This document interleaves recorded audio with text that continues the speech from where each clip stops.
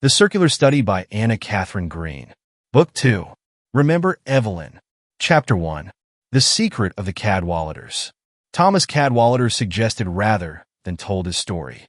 We dare not imitate him in this, nor would it be just to your interest to relate these facts with all the baldness and lack of detail imposed upon this unhappy man by the hurry and anxiety of the occasion. Remarkable tragedies have their birth in remarkable facts, and as such facts are but the outcome of human passions. We must enter into those passions if we would understand either the facts or their appalling consequences. In this case, the first link of the chain which led to Felix Adams's violent death was forged before the birth of the woman who struck him. We must begin, then, with almost forgotten days, and tell the story, as her pleader did, from the standpoint of Felix and Thomas Cadwallader. Thomas Cadwallader, now called Adams, never knew his mother. She died in his early infancy. Nor could he be said to have known his father, having been brought up in France by an old Scotch lawyer, who, being related to his mother, sometimes spoke of her, but never of his father, till Thomas had reached his 15th year. Then he put certain books into his hands, with this remarkable injunction. Here are romances, Thomas. Read them.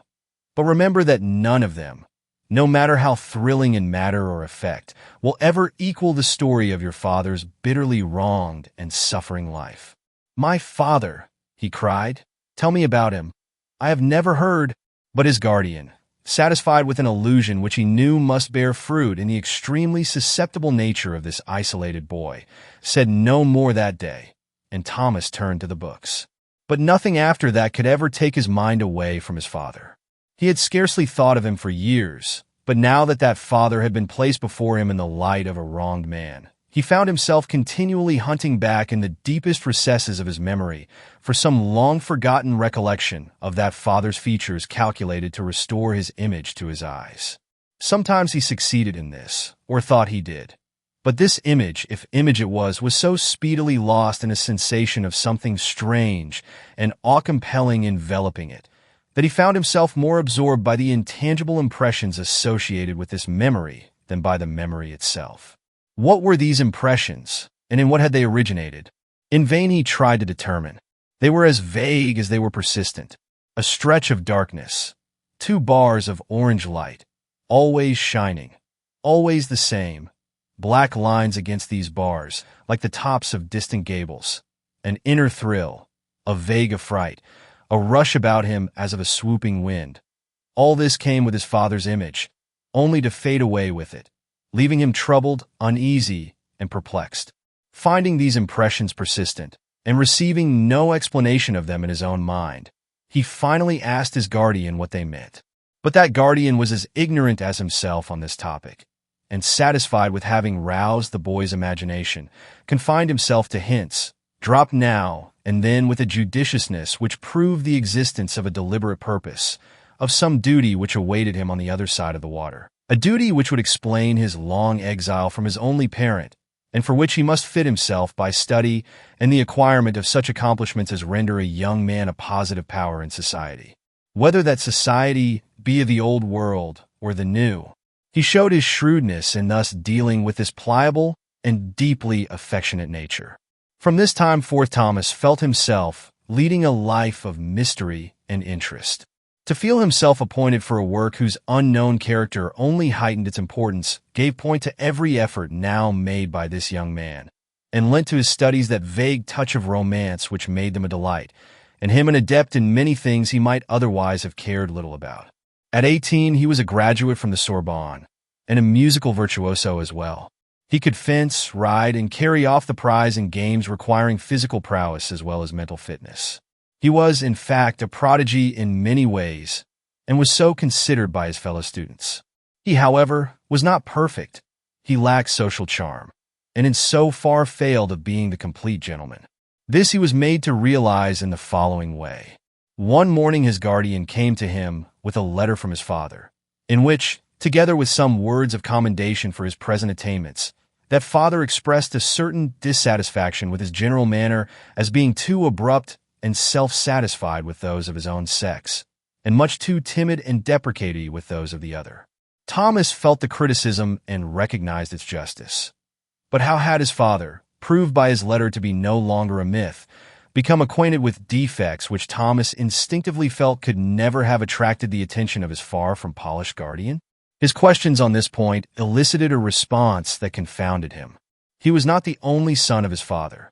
He had a brother living, and this brother, older than himself by some 20 years or more, had just been in Paris, where, in all probability, he had met him, talked with him, and perhaps pressed his hand. It was a discovery calculated to deepen the impression already made upon Thomas's mind. Only a purpose of the greatest importance could account for so much mystery. What could it be? What was he destined to do, or say, or be? He was not told, but while awaiting enlightenment, he was resolved not to be a disappointment to the two anxious souls who watched his career so eagerly and exacted from him such perfection. He consequently moderated his manner, and during the following year acquired by constant association with the gilded youth about him that indescribable charm of the perfect gentleman which he was led to believe would alone meet with the approval of those he now felt bound to please. At the end of the year, he found himself a finished man of the world. How truly so, he began to realize when he noted the blush with which his presence was hailed by women and the respect shown him by men of his own stamp. In the midst of the satisfaction thus experienced, his guardian paid him a final visit.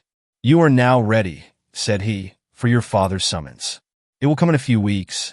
Be careful, then. Form no ties you cannot readily break. For once recalled from France, you are not likely to return here.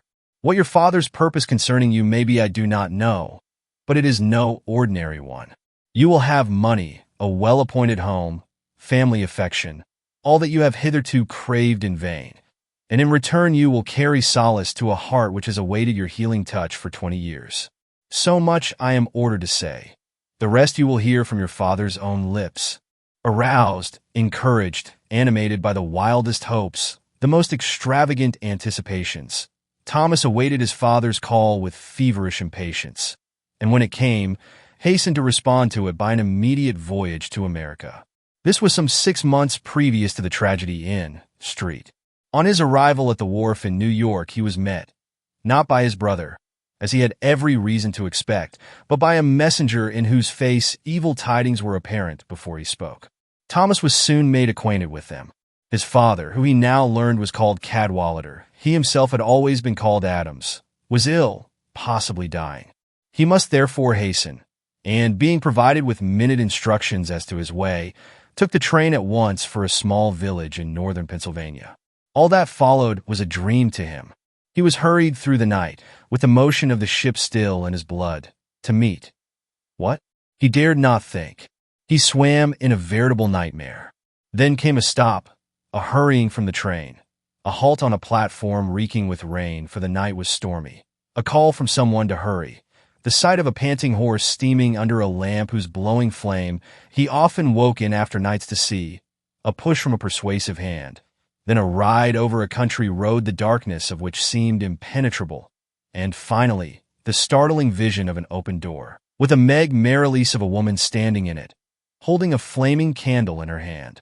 The candle went out while he looked at it, and left only a voice to guide him, a voice which, in tones shaken by chill or feeling, he could not tell which, cried eagerly, "Is that you, laddie? Come hour in. Come hour in. Dinna heed the rain.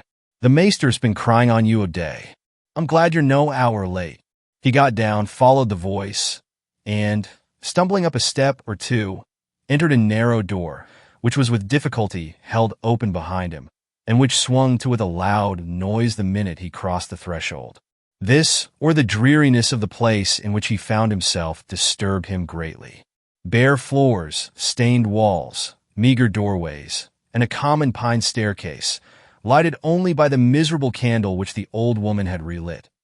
Were these the appointments of the palatial home he had been led to expect?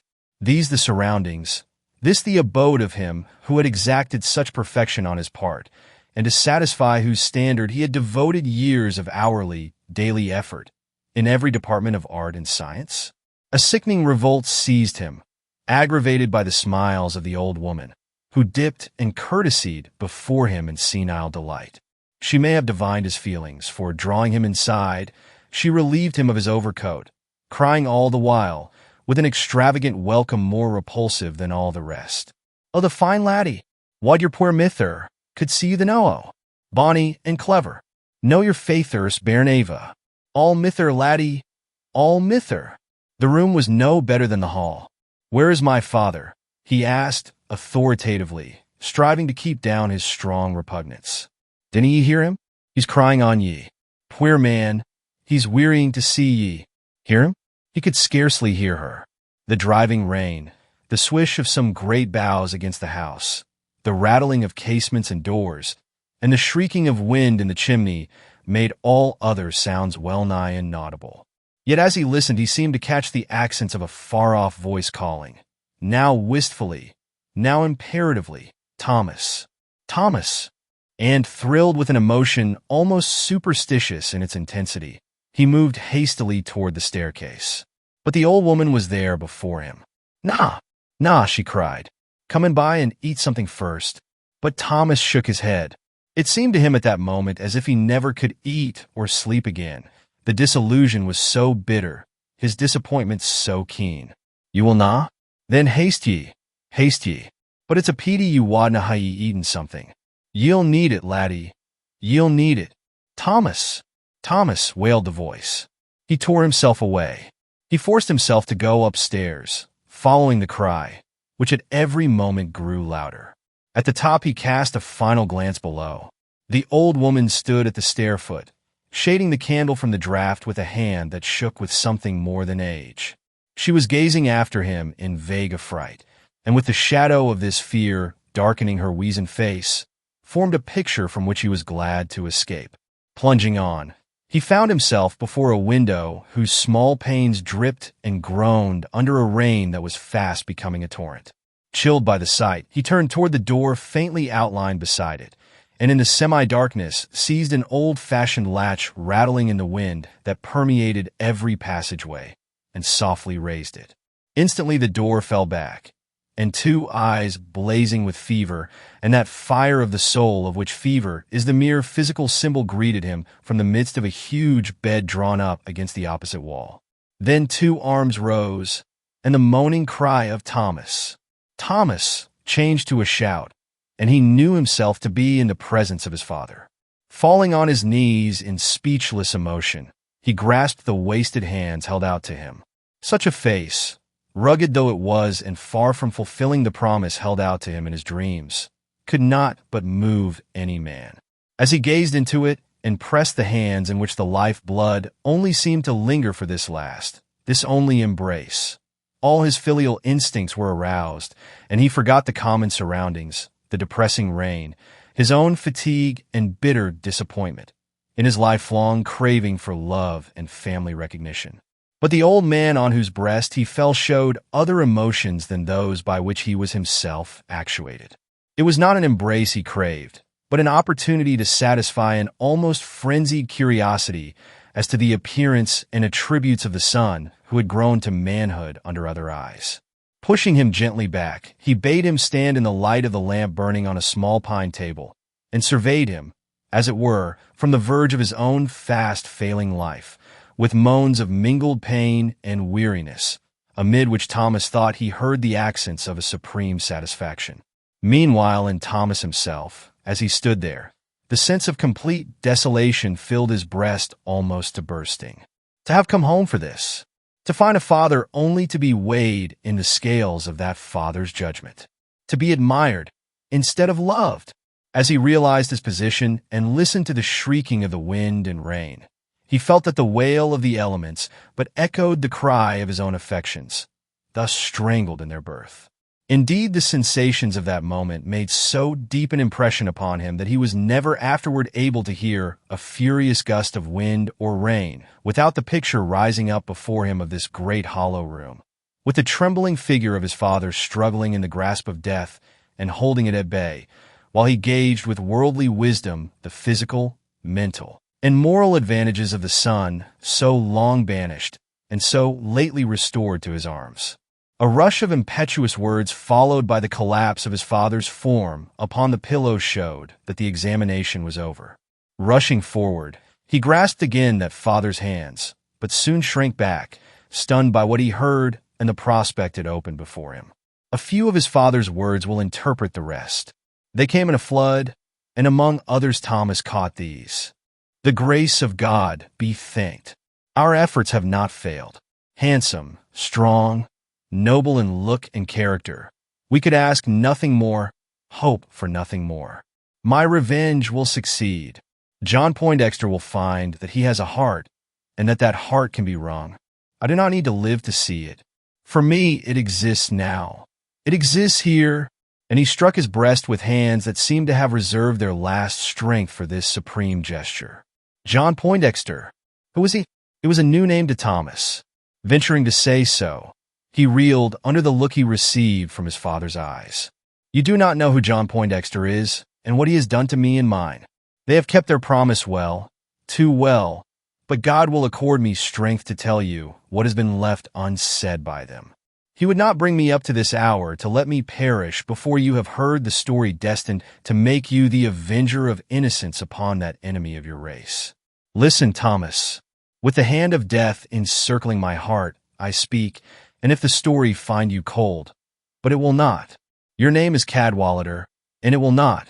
Constrained by passion such as he had never imagined even in dreams, Thomas fell upon his knees. He could not listen otherwise. His father, gasping for breath, fixed him with his hollow eyes, in which the last flickering flames of life flared up in fitful brightness. Thomas, the pause was brief. You are not my only child. I know it, fell from Thomas's white lips. I have a brother. His name is Felix. The father shook his head with a look suggestive of impatience. Not him, not him, he cried. A sister, who died before you were born. Beautiful, good, with a voice like an angel's and a heart. She should be standing by my side today, and she would have been if he, but none of that. I have no breath to waste. Facts, just facts. Afterward may come emotions, hatred, denunciation. Not now. This is my story, Thomas. John Poindexter and I were friends. From boyhood, we shared each other's bed, food, and pleasures. And when he came to seek his fortune in America, I accompanied him. He was an able man, but cold. I was of an affectionate nature, but without any business capacity. As proof of this, in 15 years he was rich, esteemed, the master of a fine house, and the owner of half a dozen horses, while I was the same nobody I had been at first, or would have been had not Providence given me 2 beautiful children and blessed, or rather cursed, me with the friendship of this prosperous man. When Felix was 14 and Evelyn 3 years older, their mother died. Soon after, the little money I had vanished in an unfortunate enterprise, and life began to promise ill, both for myself and for my growing children. John Poindexter, who was honest enough then, or let me hope so, and who had no children of his own, though he had been long married, offered to take one of mine to educate. But I did not consent to this till the war of the rebellion broke out. Then I sent him both son and daughter, and went into the army. For 4 years I fought for the flag, suffering all that a man can suffer and live, and being at last released from Libby prison, came home with a heart full of gratitude, and with every affection keyed up by a long series of unspeakable experiences, to greet my son and clasp once more within my wasted arms the idolized form of my deeply loved daughter.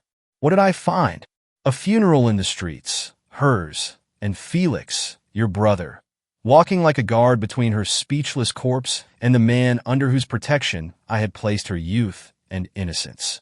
Betrayed, shrieked the now frenzied parent, rising on his pillow. Her innocence, her sweetness, and he, cold as the stone we laid upon her grave, had seen her perish with the anguish and shame of it, without a sign of grief or a word of contrition. "Oh God!" burst from lips the old man was watching with frenzied cunning. God," repeated the father, shaking his head as if in defiance before he fell back on his pillow. He allowed it, and but this does not tell the story. I must keep to facts as Felix did. Felix, who was but 15 years old, and yet found himself the only confidant and solace of this young girl betrayed by her protector. It was after her burial. "Cease!" cried a voice, smooth, fresh, and yet strangely commanding, from over Thomas's shoulder. "Let me tell the rest." No man can tell the rest as I can. Felix, ejaculated Amos Cadwallader below his breath. Felix, repeated Thomas, shaken to his very heart by this new presence. But when he sought to rise, to turn, he felt the pressure of a hand on his shoulder and heard that voice again, saying softly, but peremptorily, "Wait! Wait till you hear what I have to say. Think not of me, think only of her. It is she you are called upon to avenge. Your sister, Evelyn." Thomas yielded to him as he had to his father. He sank down beneath that insistent hand, and his brother took up the tale. Evelyn had a voice like a bird. In those days before father's return, she used to fill old John Poindexter's house with melody. I, who as a boy was studious rather than artistic, thought she sang too much for a girl whose father was rotting away in a southern prison. But when about to rebuke her, I remembered Edward Kissam and was silent. For it was his love which made her glad, and to him I wished every happiness, for he was good and honest and kind to me. She was 18 then, and beautiful, or so I was bound to believe, since every man looked at her, even old John Poindexter, though he never looked at any other woman, not even his own wife. And she was good, too, and pure, I swear, for her blue eyes never faltered in looking into mine until one day when, my God, how well I remember it, they not only faltered, but shrank before me in such terror that, boy though I was, I knew that something terrible, something unprecedented had happened, and thinking my one thought, I asked if she had received bad news from father. Her answer was a horrified moan, but it might have been a shriek. "Our father, pray God we may never see him or hear from him again. If you love him, if you love me, pray he may die in prison rather than return here to see me as I am now." I thought she had gone mad, and perhaps she had for a moment, for at my look of startled distress a change took place in her. She remembered my youth and laughing, or trying to laugh away her frenzy, uttered some hurried words I failed to understand, and then, sinking at my knee, laid her head against my side, crying that she was not well, that she had experienced for a long time secret pains and great inward distress, and that she sometimes feared she was not going to live long, for all her songs and merry ways and seeming health and spirits. Not live, Evelyn? It was an inconceivable thought to me, a boy. I looked at her, and seeing how pale, how incomprehensibly pale she was, my heart failed me, for nothing but mortal sickness could make such a change in anyone in a week, in a day. Yet how could death reach her, loved as she was by Edward, by her father, and by me? Thinking to rouse her, I spoke the former's name. But it was the last word I should have uttered.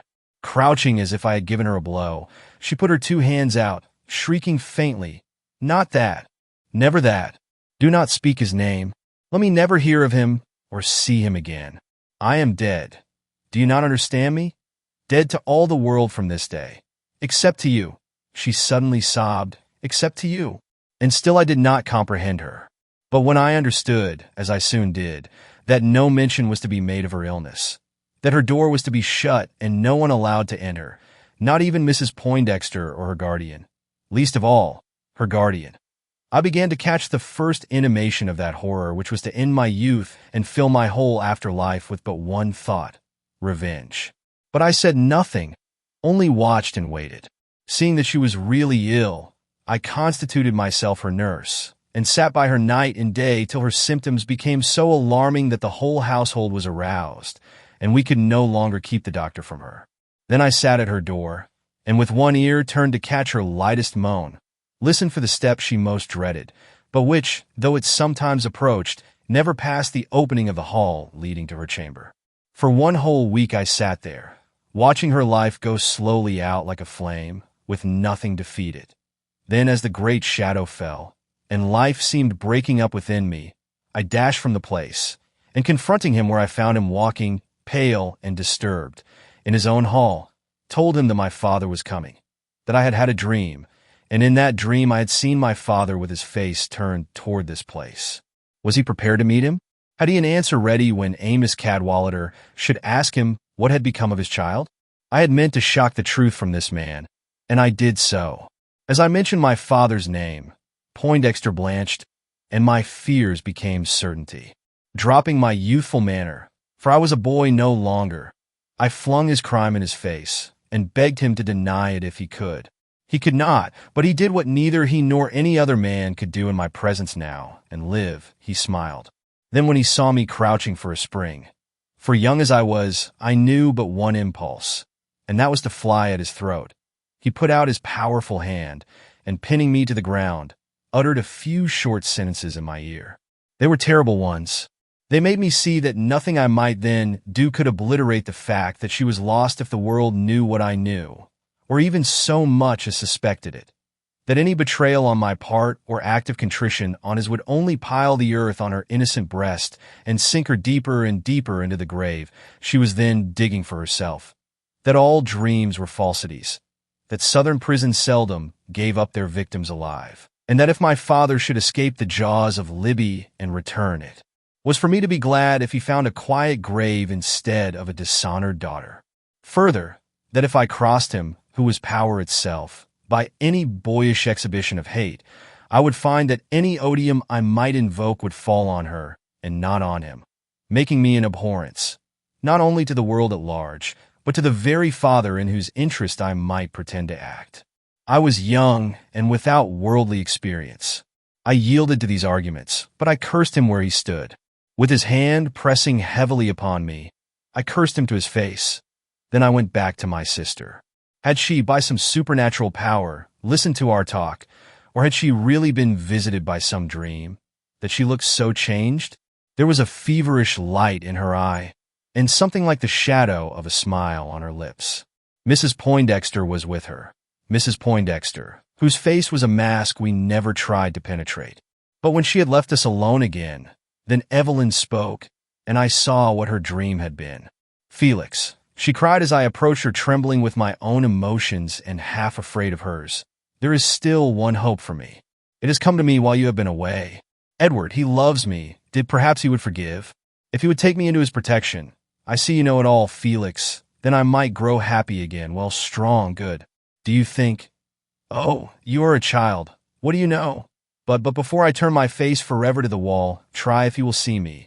Try with your boy's wit, your clever schemes, to get him here unknown to the one I fear, I hate. And then, if he bids me live, I will live, and if he bids me die, I will die, and all will be ended." I was an ignorant boy. I knew men no more than I knew women, and yielding to her importunities, I promised to see Edward and plan for an interview without her guardian's knowledge. I was, as Evelyn had said, keen in those days and full of resources, and I easily managed it. Edward, who had watched from the garden as I had from the door, was easily persuaded to climb her lattice in search of what he had every reason to believe would be his last earthly interview with his darling. As his eager form bounded into the room, I tottered forth, carrying with me a vision of her face as she rose to meet. What? I dared not think or attempt to foresee. Falling on my knees, I waited the issue. Alas! It was a speedy one. A stifled moan from her, the sound of a hoarse farewell from him, told me that his love had failed her, and that her doom was sealed. Creeping back to her side as quickly as my failing courage admitted, I found her face turned to the wall, from which it never again looked back, while presently, before the hour was past, shouts ringing through the town proclaimed that young Kissam had shot himself. She heard and died that night. In her last hour she had fancies. She thought she saw her father, and her prayers for mercy were heartrending. Then she thought she saw him, that demon, her executioner, and cringed and moaned against the wall. But enough of this. 2 days after, I walked between him and her silent figure outstretched for burial. I had promised that no eye but mine should look upon her, no other hand touch her, and I kept my word, even when the impossible happened and her father rose up in the street before us. Quietly, and in honor, she was carried to her grave, and then in the solitude of the retreat I had found for him, I told our father all, and why I had denied him the only comfort which seemed left to him, a last look at his darling daughter's face. Chapter 2. The Oath.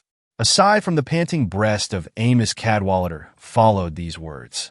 Plainer than speech, it told of a grief still fresh and an agony still unappeased, though 30 years had passed away since the unhappy hour of which Felix spoke. Felix, echoing it, went quickly on. It was dusk when I told my story, and from dark to dawn we sat with eyes fixed on each other's face, without sleep and without rest. Then we sought John Poindexter. Had he shunned us, we might have had mercy, but he met us openly, quietly, and with all the indifference of one who cannot measure feeling, because he is incapable of experiencing it himself. His first sentence evinced this. Spare yourselves, spare me all useless recriminations. The girl is dead. I cannot call her back again.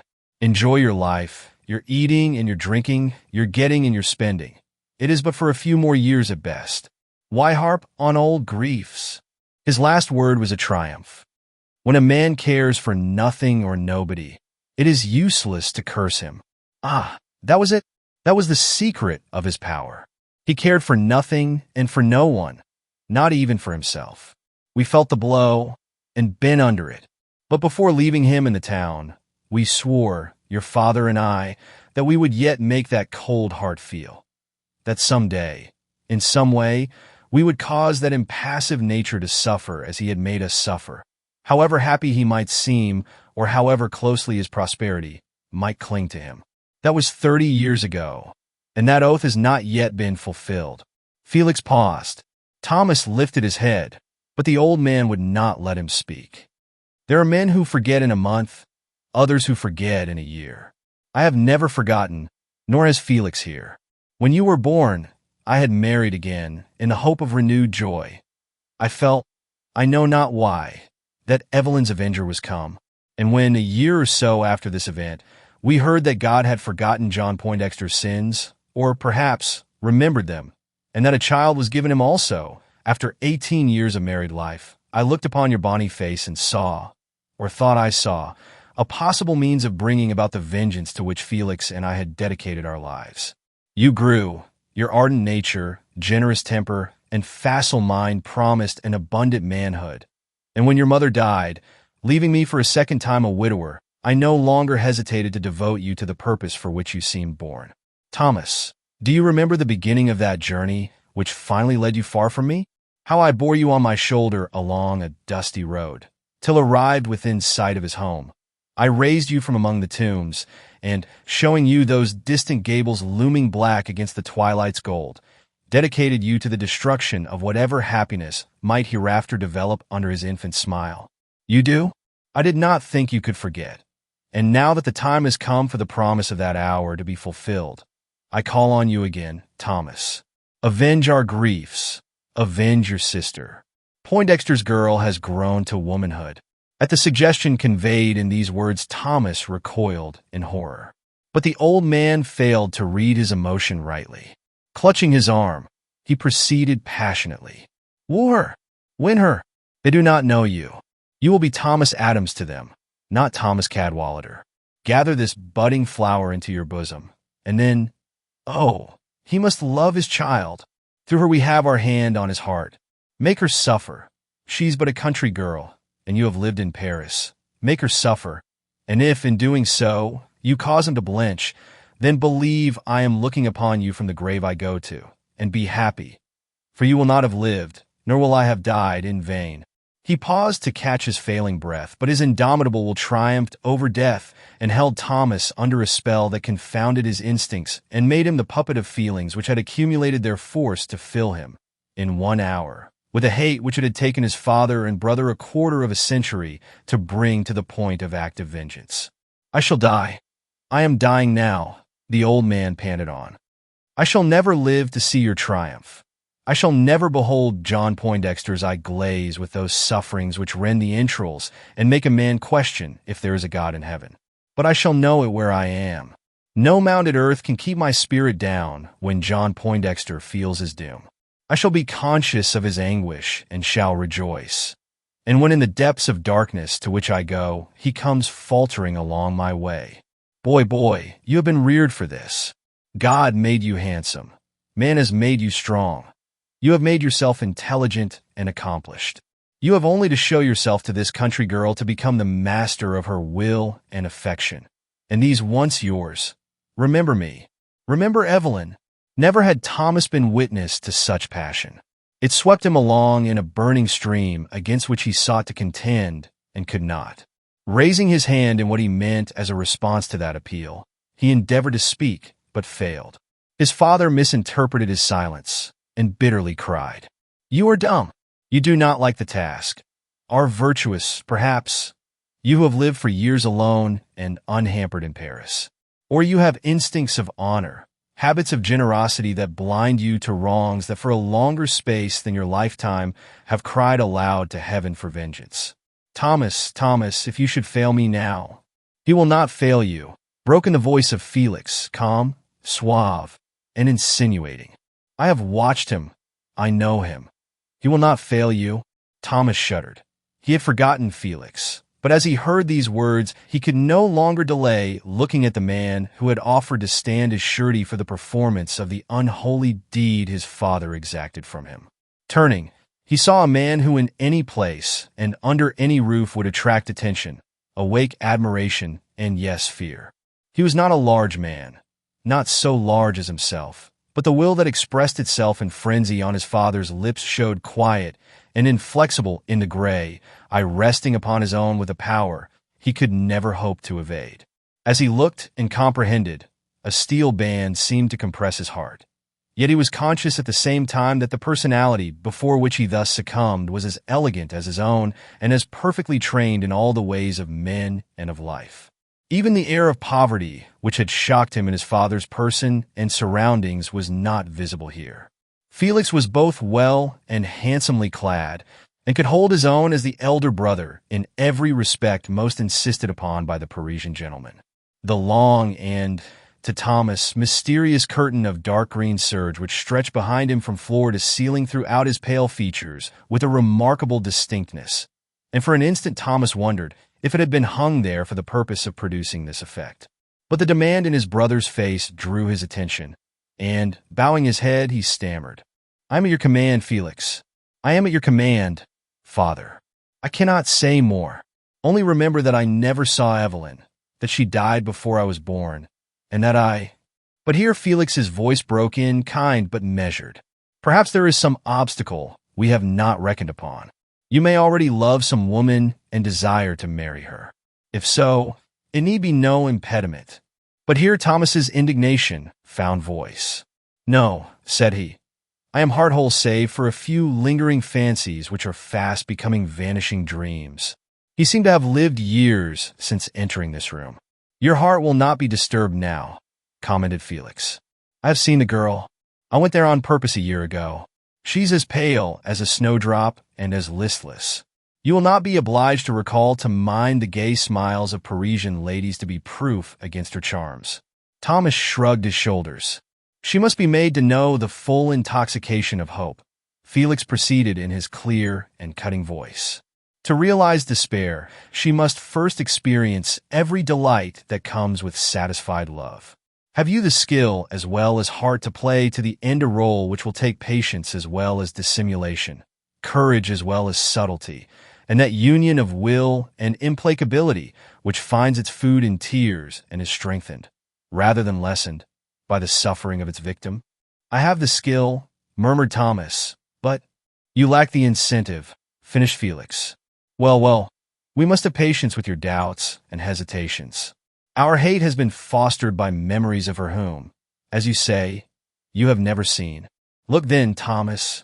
Look at your sister as she was, as she is for us. Look at her, and think of her as despoiled, killed, forgotten by Poindexter. Have you ever gazed upon a more moving countenance, or one in which beauty contends with a keener prophecy of woe?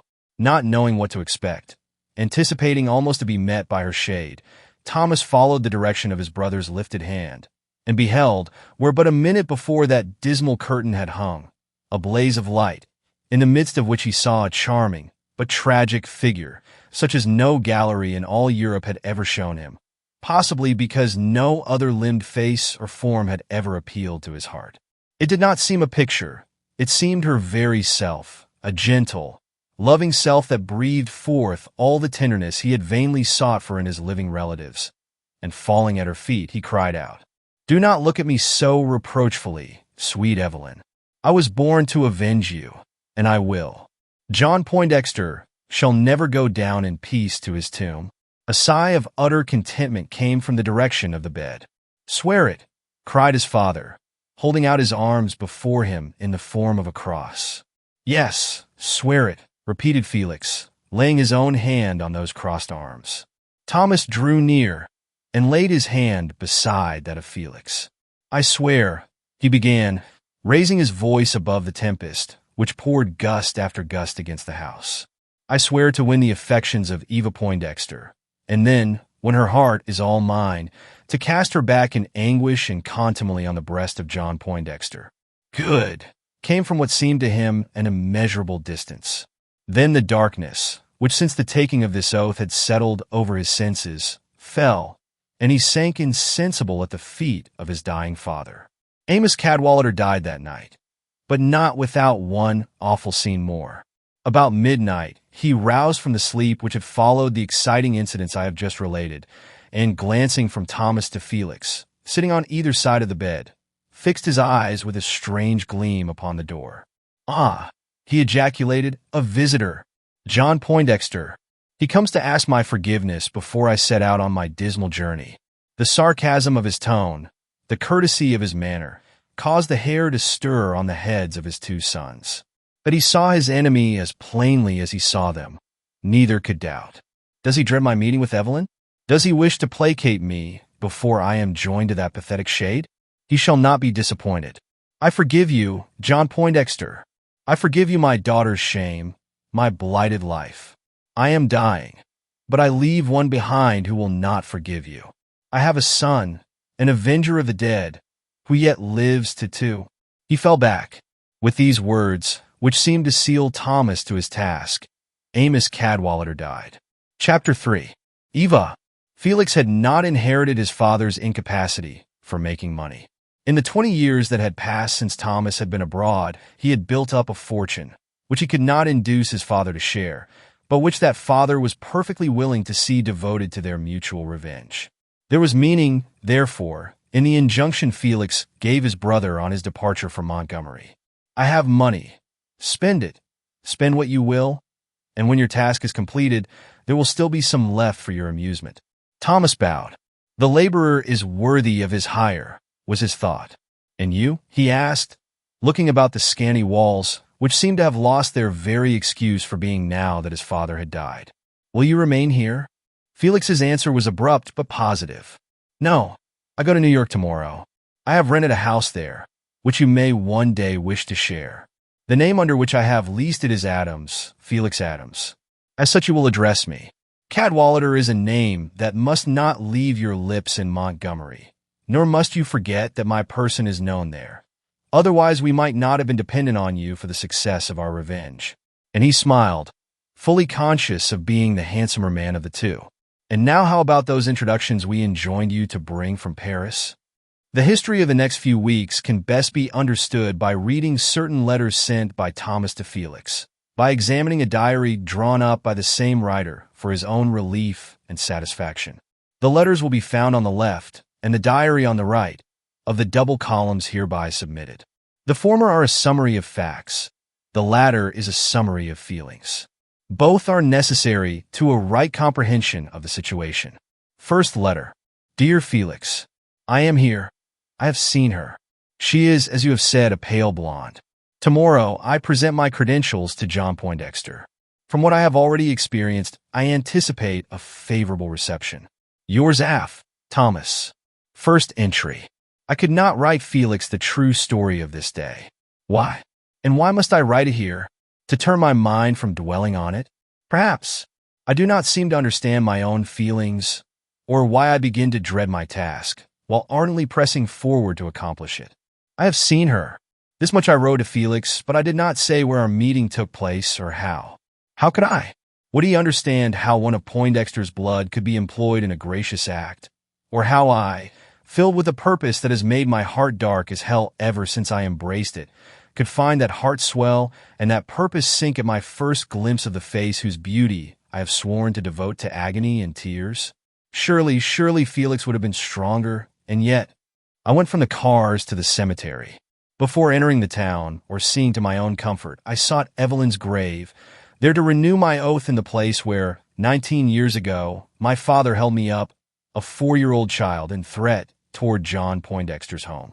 I had succeeded in finding the old and neglected stone which marked her resting place, and was bending in the sunset light to examine it, when the rustle of a woman's skirts attracted my attention, and I perceived advancing toward me a young girl in a nimbus of rosy light, which seemed to lift her from the ground, and give to her delicate figure and strangely illumined head an ethereal aspect which her pure features and tender bearing did not belie.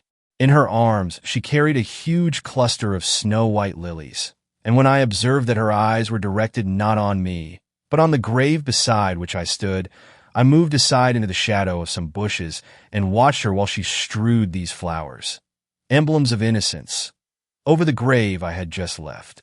What did it mean? And who was this young girl who honored with such gracious memorials the grave of my long-buried sister? As she rose from her task, I could no longer restrain either my emotion or the curiosity with which her act had inspired me.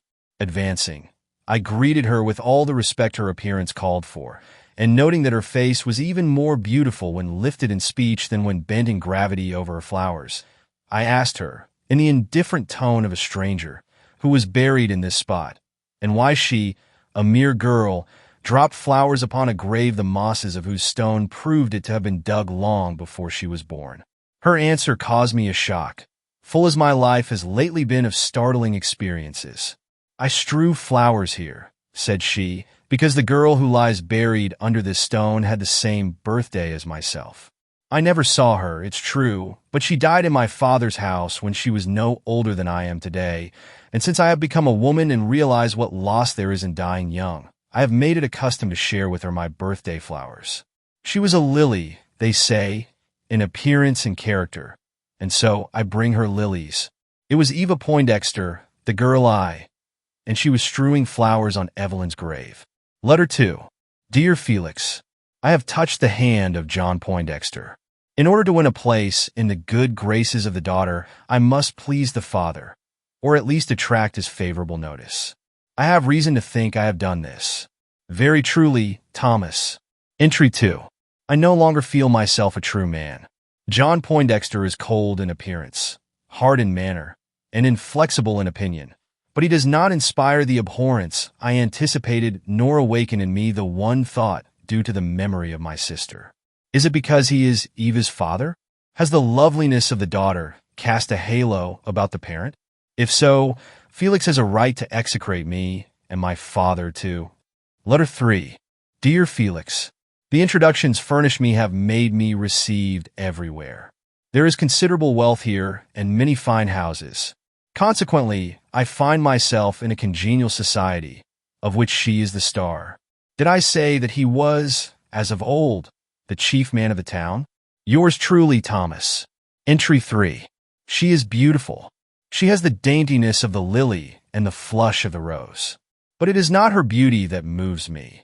It is the strange sweetness of her nature, which nevertheless has no weakness in it. On the contrary, it possesses peculiar strength, which becomes instantly apparent at the call of duty. Could Felix have imagined such a Poindexter? I cannot contemplate such loveliness and associate it with the execrable sin which calls down vengeance upon this house. I cannot even dwell upon my past life. All that is dark, threatening, secret, and revengeful slips from me under her eye, and I dream of what is pure, true, satisfying, and ennobling.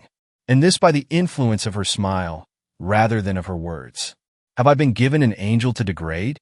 Or am I so blind as to behold a saint where others, Felix, let us say, would see only a pretty woman with unexpected attractions?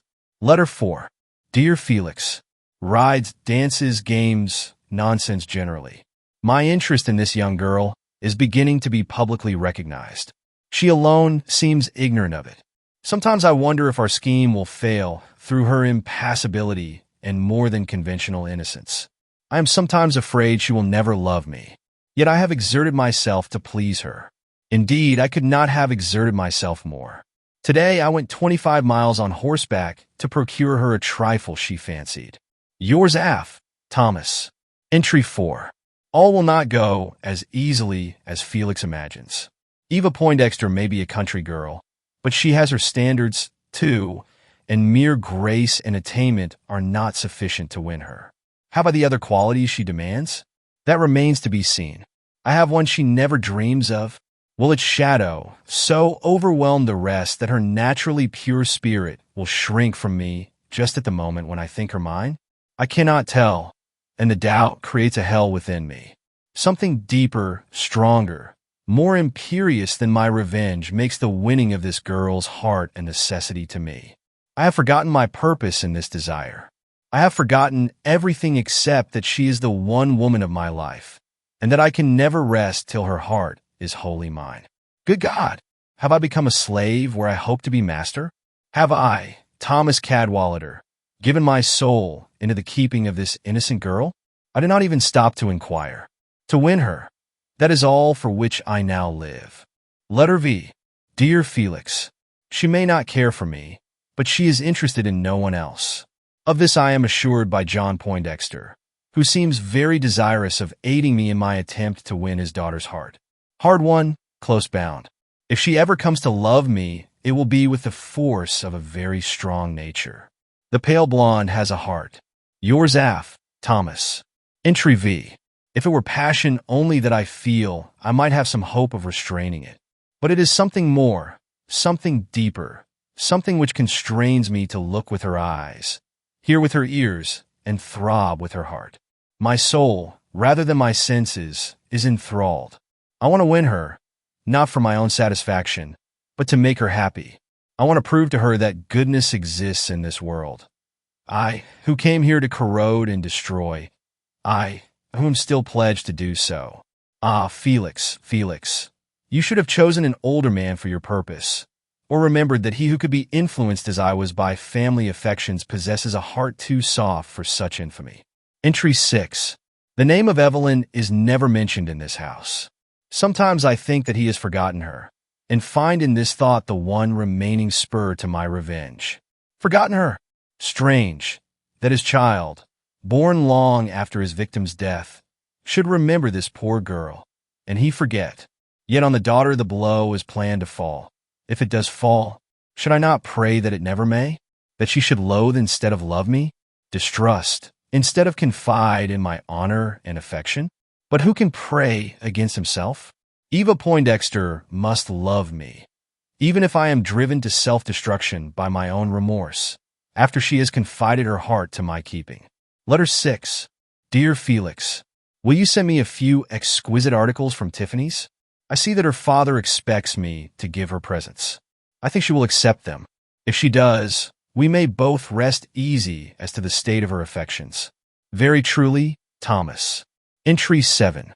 I cannot bring myself to pass a whole day away from her side. If Felix were here and could witness my assiduity, he would commend me in his cold and inflexible heart for the singleness with which I pursue my purpose. He would say to me, in the language of one of his letters, "You are not disappointing us," as if our father still hovered near, sharing our purposes and hope. Alas! If he does, he must penetrate more deeply than Felix into the heart of this matter, must see that with every day's advantage, and I now think each day brings its advantage, I shrink further and further from the end they plan for me, the end which can alone justify my advance in her affections. I am a traitor to my oath, for I now know I shall never disappoint Eva's faith in me. I could not. Rather would I meet my father's accusing eyes on the verge of that strange world to which he has gone, or Felix's recriminations here, or my own contempt for the weakness which has made it possible for me to draw back from the brink of this wicked revenge to which I have devoted myself. Letter 7. Dear Felix, this morning I passed under the window you have described to me as Evelyn's. I did it with a purpose. I wanted to test my own emotions and to see how much feeling it would arouse in me. Enough. Eva accepted the brooch. It was the simplest thing you sent. Af, Thomas. Entry 8. I hate John Poindexter. Yes, I hate him, but I can never hate his daughter. Only Felix could so confound the father with the child as to visit his anger upon this gentle embodiment of all that is gracious, all that is trustworthy, all that is fascinating in woman. But am I called upon to hate her? Am I not in a way required to love her? I will ask Felix. No, I cannot ask Felix. He would never comprehend her charm or its influence over me. He would have doubts and come at once to Montgomery. Good God! Am I proving such a traitor to my own flesh and blood that I cannot bear to think of Felix contemplating even in secret the unsuspicious form of his enemy's daughter? Letter 8. Dear Felix, a picnic on the mountains. It fell to me to escort Miss Poindexter down a dangerous slope. Though no words of affection pass between us, she is not yet ready for them. I feel that I have made a decided advance in her good graces. Yours, Thomas. Entry 9. I have touched her hand. I have felt her sweet form thrilling against mine as we descended the mountain ledges together. No man was near, no eye. There were moments in which we were as much alone in the wide paradise of these wooded slopes as if the world held no other breathing soul. Yet I no more dared to press her hand or pour forth the mad worship of my heart into her innocent ears than if the eyes of all Paris had been upon us. How I love her! How far off and faint seem the years of that dead crime my brother would invoke for the punishment of this sweet soul. Yes, and how remote that awful hour in which I knelt beneath the hand of my dying father and swore. Ah, that oath! That oath! Entry X. The thing I dreaded, the thing I might have foreseen, has occurred. Felix has made his appearance in Montgomery. I received a communication to that effect from him today. A communication in which he commands me to meet him tonight at Evelyn's grave at the witching hour of 12. I do not enjoy the summons. I have a dread of Felix and begin to think he calculates upon stage devices to control me. But the day has passed for that. I will show him that I can be no more influenced in that place and at that hour than I could be in this hotel room. With the sight of her little glove, is there sin in such thefts, lying on the table before us? Evelyn, she is a sacred memory, but the dead must not interfere with the living. Eva shall never be sacrificed to Evelyn's manes, not if John Poindexter lives out his life to his last hour in peace. Not if Felix. Well, I need to play the man. Felix is a formidable antagonist to meet, alone, in a spot of such rancorous memories at an hour when spirits, if there be spirits, haunt the precincts of the tomb. Entry 11. I should not have known Felix had I met him in the street. How much of a stranger he appeared, then, in the faint moonlight which poured upon that shaded spot. His very voice seemed altered, and in his manner I remarked a hesitation I had not supposed him capable of showing under any circumstances. Nor were his words such as I expected. The questions I dreaded most he did not ask. The recriminations I looked for he did not utter. He only told me coldly that my courtship must be shortened, that the end for which we were both prepared must be hastened, and gave me 2 weeks in which to bring matters to a climax. Then he turned to Evelyn's grave, and bending down, tried to read her name on the mossy stone. He was so long in doing this that I leaned down beside him and laid my hand on his shoulder. He was trembling, and his body was as cold as the stone he threw himself against. Was it the memory of her whom that stone covered which had aroused this emotion? If so, it was but natural. To all appearance, he has never in all his life loved anyone as he did this unhappy sister. And struck with a respect for the grief which has outlived many a man's lifetime, I was shrinking back when he caught my hand, and with a convulsive strain, contrasting strongly with his tone, which was strangely measured, he cried, "Do not forget the end. Do not forget John Poindexter. His sin, his indifference to my father's grief. The accumulated sufferings of years which made Amos Cadwallader a hermit amongst men. I have seen the girl. She has changed. Women do change at her age, and some men, I do not say you, but some men might think her beautiful. But beauty, if she has it, must not blind your eyes, which are fixed upon another goal. Overlook it. Overlook her. You have done so, have you not? Pale beauties cannot move one who has sat at the feet of the most dazzling of Parisian women. Keep your eyes on John Poindexter, the debt he owes us, and the suffering we have promised him. That she is sweet, gentle, different from all we thought her, only makes the chances of reaching his heart the greater. The worthier she may be of affections not indigenous to that hard soul, the surer will be our grip upon his nature, and the heavier his downfall. The old spell was upon me. I could neither answer nor assert myself. Letting go my hand, he rose, and with his back to the village, I noticed he had not turned his face to it since coming to this spot. He said, "I shall return to New York tomorrow. In 2 weeks, you will telegraph your readiness to take up your abode with me. I have a home that will satisfy you, and it will soon be all your own." Here he gripped his heart, and dark as it was, I detected a strange convulsion cross his features as he turned into the moonlight. But it was gone before we could descend. "You may hear from me again," he remarked somewhat faintly as he grasped my hand and turned away in his own direction. I had not spoken a word during the whole interview. Letter 9. Dear Felix, I do not hear from you. Are you well, or did your journey affect your health? I have no especial advance to report. John Poindexter seems greatly interested in my courtship. Sometimes he gives me very good advice. How does that strike you, Felix? F. Thomas. Entry 12. I shall never understand Felix. He has not left the town, but is staying here in hiding, watching me, no doubt, to see if the signs of weakening he doubtless suspects in me have a significance deep enough to overthrow his planned revenge.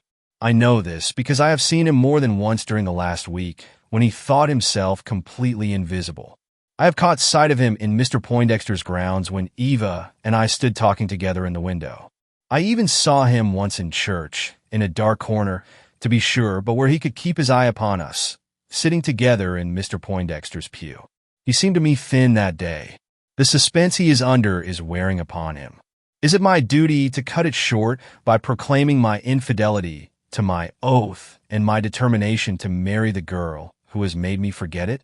Letter X.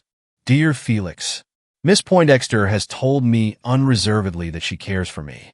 Are you satisfied with me now? In haste, Thomas. Entry 13. She loves me. Oh, ecstasy of life. Eva Poindexter loves me. I forced it from her lips today. With my arms around her and her head on my shoulder, I urged her to confession, and it came. Now let Felix do what he will. What is old John Poindexter to me? Her father. What are Amos Cadwallader's hatred and the mortal wrong that called so loudly for revenge? Dead issues, long-buried sorrows, which God may remember, but which men are bound to forget. Life with her, that is the future toward which I look. That is the only vengeance I will take, the only vengeance Evelyn can demand if she is the angel we believe her. I will write to Felix tomorrow. Entry 14. I have not written Felix. I had not the courage. Entry 15. I have had a dream. I thought I saw the meeting of my father with a white shade of Evelyn in the unimaginable recesses of that world to which both have gone. Strange horrors, stranger glories met as their separate paths crossed. And when the two forms had greeted and parted, a line of light followed the footsteps of the one and a trail of gloom those of the other. As their ways divided, I heard my father cry, "There is no spot on your garments, Evelyn. Can it be that the wrongs of earth are forgotten here? That mortals remember what the angels forget, and that our revenge is late for one so blessed?" I did not hear the answer, for I woke, but the echo of those words has rung in my ears all day. Is our revenge late for one so blessed? Entry 16. I have summoned up courage. Felix has been here again, and the truth has at last been spoken between us. I had been pressing Eva to name our wedding day, and we were all standing, that is, John Poindexter, my dear girl, and myself, in the glare of the drawing-room lights, when I heard a groan, too faint for other ears to catch, followed by a light fall from the window overlooking the garden. It was Felix. He had been watching us, had seen my love, heard me talk of marriage, and must now be in the grounds in open frenzy or secret satisfaction. It was hard to tell which. Determined to know, determined to speak, I excused myself on some hurried plea and searched the paths he knew as well as I. At last I came upon him. He was standing near an old dial, where he had more than once seen Eva and me together. He was very pale, deathly pale, it seemed to me, in the faint starlight shining upon that open place. But he greeted me as usual very quietly and with no surprise, almost, in fact, as if he knew I would recognize his presence and follow him. "You are playing your role well," said he, "too well. What was that I heard about your marrying?" The time had come. I was determined to meet it with a man's courage. But I found it hard. Felix is no easy man to cross, even in small things, and this thing is his life, nay more his past, present, and future existence. I do not know who spoke first. There was some stammering, a few broken words. Then I heard myself saying distinctly, and with a certain hard emphasis born of the restraint I put upon myself, "I love her. I want to marry her. You must allow this." Then I could not proceed. I felt the shock he had received almost as if it had been communicated to me by contact. Something that was not of the earth seemed to pass between us, and I remember raising my hand as if to shield my face. And then, whether it was the blowing aside of some branches which kept the moonlight from us, or because my eyesight was made clearer by my emotion, I caught one glimpse of his face and became conscious of a great suffering, which at first seemed the wrenching of my own heart, but in another moment impressed itself upon me as that of his Felix's. I stood appalled. My weakness had uprooted the one hope of his life, or so I thought, and that he expressed this by silence made my heart yearn toward him for the first time since I recognized him as my brother. I tried to stammer some excuse. I was glad when the darkness fell again, for the sight of his bowed head and set features was insupportable to me. It seemed to make it easier for me to talk, for me to dilate upon the purity, the goodness which had robbed me of my heart in spite of myself. My heart. It seemed a strange word to pass between us two in reference to a Poindexter, but it was the only one capable of expressing the feeling I had for this young girl. At last, driven to frenzy by his continued silence, which had something strangely moving in it, I cried, "You have never loved a woman, Felix. You do not know what the passion is when it seizes upon a man jaded with the hollow pleasures of an irresponsible life. You cannot judge. Therefore you cannot excuse. You are made of iron." Hush! It was the first word he had spoken since I had opened my heart to him. "You do not know what you are saying, Thomas. Like all egotists, you think yourself alone in experience and suffering. Will you think so when I tell you that there was a time in my life when I did not sleep for weeks, when the earth, the air, yes, and the heavens were full of nothing but her name, her face, her voice? When to have held her in my arms, to have breathed into her ear one word of love, to have felt her cheek fall against mine in confidence, in passion, in hope, would have been to me the heaven which would have driven the devils from my soul forever. Thomas, will you believe I do not know the uttermost of all you are experiencing, when I here declare to you that there has been an hour in my life when, if I had felt she could have been brought to love me, I would have sacrificed Evelyn, my own soul, our father's hope, John Poindexter's punishment, and become the weak thing you are today, and gloried in it.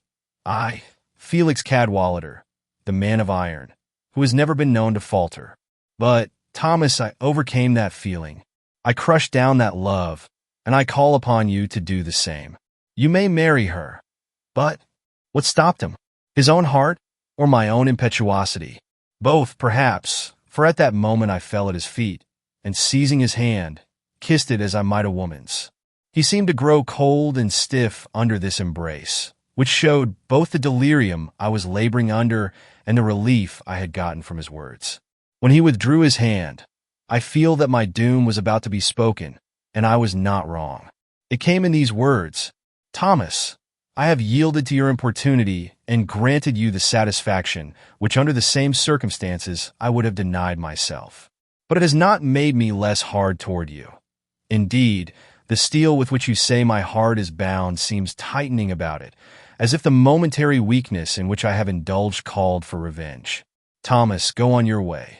Make the girl your wife. I had rather you would, since she is what she is. But after she has taken your name, after she believes herself secure in her honorable position and your love, then you are to remember our compact and your oath. Back upon John Poindexter's care, she is to be thrown, shortly, curtly, without explanation or excuse, and if it costs you your life, you are to stand firm in this attitude, using but one weapon in the struggle which may open between you and her father, and that is your name of Cadwallader. You will not need any other. Thomas, do you swear to this? Or must I direct my own power against Eva Poindexter, and, by telling her your motive in courting her, make her hate you forever? I will swear. I cried, overpowered by the alternative with which he threatened me. Give me the bliss of calling her mine, and I will follow your wishes in all that concerns us thereafter. You will? There was a sinister tone in this ejaculation that gave a shock to my momentary complacency. But we are so made that an anticipated evil affects us less than an immediate one, and remembering that weeks must yet elapse, during which he or John Poindexter or even myself might die, I said nothing, and he went icily on. I give you 2 months, alone and untrammeled. Then you are to bring your bride to my house, there to hear my final decision. There is to be no departure from this course. I shall expect you, Thomas, you and her. You can say that you are going to make her acquainted with your brother. I will be there, I murmured, feeling a greater oppression than when I took the oath at my father's deathbed. I will be there. There was no answer. While I was repeating those 4 words, Felix vanished. Letter 11. Dear Felix, have a fresh draft made. I need cigars, clothes, and a wedding ring. But no, let me stop short there. We will be married without one, unless you force it upon us. Eva's color is blue. Very truly, Thomas. Entry 17. Today I wrote again to Felix. He is at home. Must be, for I have neither seen nor felt his presence since that fateful night. What did I write? I don't remember. I seem to be living in a dream. Everything is confused about me, but Eva's face, Eva's smile. They are blissfully clear. Sometimes I wish they were not. Were they confused amid these shadows, I might have stronger hope of keeping my word to Felix. Now, I shall never keep it. Eva, once my wife, separation between us will become impossible. John Poindexter is ill. Letter 12. Dear Felix, congratulations. Visits from my neighbors. All the eclat we could wish or a true lover hate. The ring you sent fits as if made for her. I am called in all directions by 1,000 duties. I am on exhibition, and everyone's curiosity must be satisfied. In haste, Thomas. Entry 18. The wedding is postponed. John Poindexter is very ill. Pray God, Felix hears nothing of this. He would come here. He would confront his enemy on his bed of sickness. He would denounce him, and Eva would be lost to me. Letter 13. Dear Felix, Eva is not pleased with the arrangements which have been made for our wedding. John Poindexter likes show. She does not. Which will carry the day? Yours af, Thomas. Entry 19. Mr. Poindexter is better, but our plans will have to be altered. We now think we will be married quietly, possibly in New York. Letter 14. Dear Felix, a compromise has been effected. The wedding will be a quiet one, but not celebrated here. As you cannot wish to attend it, I will not mention the place or hour of my marriage. Only say that on September 27th at 4 p.m., you may expect my wife and myself at your house. Af, Thomas.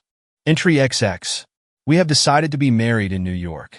Mr. Poindexter needs the change, and Eva and I are delighted at the prospect of a private wedding. Then we will be near Felix, but not to subject ourselves to his will. Oh no! Entry 21. Married. She is mine. And now to confront Felix with my determination to hold on to my happiness. How I love her, and how I pity him. John Poindexter's wickedness is forgotten.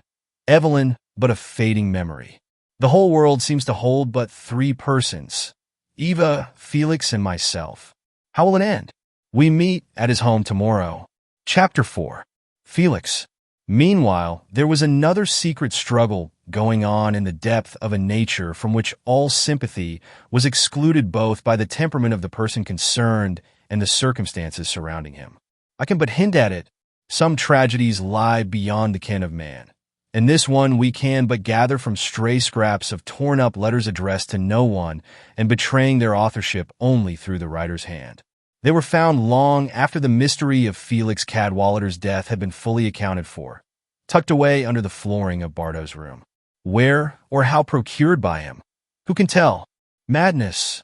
I have seen Eva Poindexter again, and heaven and hell have contended for me ever since. Eva! Eva! The girl I thought of only as our prey. The girl I have given to my brother. She is too lovely for him. She is too lovely for any man unless it be one who has never before thrilled to any woman's voice, or seen a face that could move his passions or awaken his affection. Is it love I feel? Can I, Felix, who have had but one thought, known but one enthusiasm, retain in this breast of iron a spot however secret, however small, which any woman, least of all his daughter, could reach? Never. I am the prey of frenzy or the butt of devils. Yet only the inhabitants of a more celestial sphere brighten around me when I think of those half-raised eyes, those delicately parted lips, so devoid of guile, that innocent bearing, and the divine tenderness, mingled with strength, by which she commands admiration and awakens love. I must fly. I must never see her again. Thomas's purpose is steady. He must never see that mine rocks like an idol smitten by a thunderbolt. If Thomas had not been reared in Paris, he too, but I am the only weak one. Curses on my... Did I say I would fly? I cannot, not yet. One more glimpse of her face, if only to satisfy myself that I have reason for this madness. Perhaps I was but startled yesterday to find a celestial loveliness where I expected to encounter pallid inanity. If my emotion is due to my own weakness rather than to her superiority, I had better recognize my folly before it proves my destruction. I will stay in... Thomas will not, shall not. Dexter's daughter. Hate for Tom. My self-esteem is restored. I have seen her again, him. They were together. There was true love in his eye. How could I expect him not to love her? And I was able to hide my anguish and impose his duty on him. She loves him, or he thinks so, and the work goes on. But I will not stay to watch its accomplishment. No. I told him my story tonight, under the guise of a past experience. Oh, the devils must laugh at us men. They have reason to. Sometimes I wonder if my father, in the clearness of his new vision, does not join them in their mirth. Home with my unhappy secret. Home, where nothing comes to distract me from my gnawing griefs and almost intolerable thoughts. I walk the floors. I cry aloud her name. I cry it even under the portrait of Evelyn. There are moments when I am tempted to write to Thomas, to forbid him. Eva! Eva! Eva! Every fiber in my miserable body utters the one word. But no man shall ever know. Thomas shall never know how the thought of her fills my days and nights, making my life a torment and the future. I wait for his letters, scanty they are and cold, as the doomed criminal awaits his executioner. Does she really love him? Or will that exquisite, that soulful nature call for a stronger mate, a more concentrated temperament? I thought I saw in one of my dark hours my father rising up from his grave to curse me. Oh, he might curse on if. What have I said about no man knowing? Bardo knows. In his dumbness, his deafness, he has surprised my secret, and shows that he has done so by his peering looks, his dissatisfied ways, and a jealousy at which I could shout aloud in mirth, if I were not more tempted to shriek aloud in torment. A dumb serving man, picked up I have almost forgotten where, jealous of my weakness for John Poindexter's daughter. He was never jealous of my feeling for Evelyn. Yet till the day I dared fate by seeking out and looking for the second time upon the woman whose charms I had scorned, her name often resounded through these rooms, and my eyes dwelled upon but one spot, and that was where her picture hangs in the woeful beauty which has become my reproach. I have had a great surprise. The starling, which has been taught to murmur Evelyn's name, today shrieked out, Eva! Eva! My first impulse was to wring its neck, my next to take it from its cage and hide it in my bosom. But I did neither. I am still a man. Bardo will wring that bird's neck if I do not. This morning I caught him with his hand on the cage and a murderous light in his eye, which I had no difficulty in understanding. Yet he cannot hear the word the wretched starling murmurs. He only knows it is a word, a name, and he is determined to suppress it. Shall I string the cage up out of this old fellow's reach? His deafness, his inability to communicate with others, the exactness with which he obeys my commands as given him by my colored slides, his attention to my every wish, consequent upon his almost animal love for my person, are necessary to me now, while the bird, there it goes again, Eva, Eva! Is it hate or love I feel, abhorrence or passion? Love would seek to save, but I have no thought of saving her, since she has acknowledged her love for Thomas. And since it is not now for Evelyn's sake I plan revenge, but for my own. These nights and days of torture, the revelation I have had of my own nature, the consent I was forced to give to a marriage which means bliss to them and anguish beyond measure to me. All this calls for vengeance, and they will not escape, these two. I have laid my plans deep. I have provided for every contingency. It has taken time, thought, money, but the result is good. If they cross the threshold of my circular study, they must consent to my will or perish here, and I with them. Oh, they shall never live and be happy. Thomas need not think it. John Poindexter need not think it. I might have forgotten the oath made on my father's crossed arms, but I will never forget the immeasurable griefs of these past months or the humiliation they have brought me. My own weakness is to be avenged, my unheard of, my intolerable weakness. Remember Evelyn? Remember Felix? Again, Eva. Chapter 5. Why the iron slide remained stationary. The rest must be told in Thomas's own words, as it forms the chief part of the confession he made before the detectives. According to my promise, I took my young wife to Felix's house on the day and at the hour proposed. We went on foot, for it was not far from the hotel where we were then staying, and were received at the door by an old servant who I had been warned could neither speak nor hear. At sight of him in the dim, old-fashioned hall stretching out in aristocratic gloom before us, Eva turned pale and cast me an inquiring look. But I reassured her with a smile that most certainly contradicted my own secret dread of the interview before us, and taking her on my arm, followed the old man down the hall, past the open drawing-room door, where I certainly thought we should pause, into a room whose plain appearance made me frown, till Bardo, as I have since heard him called, threw aside the portiere at one end and introduced us into my brother's study, which at that moment looked like fairyland, or would have if Felix, who was its sole occupant, had not immediately drawn our attention to himself by the remarkable force of his personality, never so impressive as at that moment. Eva, to whom I had said little of this brother, certainly nothing which would lead her to anticipate seeing either so handsome a man or one of such mental poise and imposing character, looked frightened and a trifle awestruck. But she advanced quite bravely toward him, and at my introduction smiled with such an inviting grace that I secretly expected to see him more or less disarmed by it. And perhaps he was, for his already pale features turned waxy in the yellow glare cast by the odd lantern over our heads, and the hand he had raised in mechanical greeting fell heavily, and he could barely stammer out some words of welcome.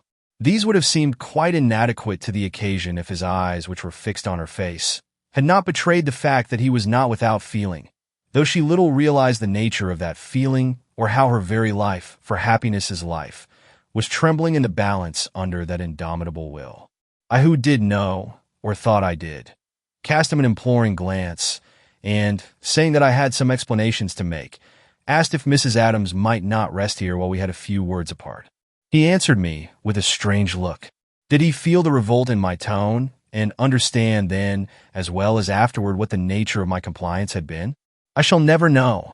I only know that he stopped fumbling with some small object on the table before him, and, bowing with a sarcastic grace that made me for the first time in my intercourse with him feel myself as inferior, even in size, led the way to a small door I had failed to notice up to this moment. Your wife will find it more comfortable here, he observed, with slow pauses in his speech that showed great but repressed excitement. And he opened the door into what had the appearance of a small but elegant sleeping apartment. What we have to say cannot take long. Mrs. Adams will not find the wait tedious. No, she smiled with a natural laugh born, as I dare hope, of her perfect happiness.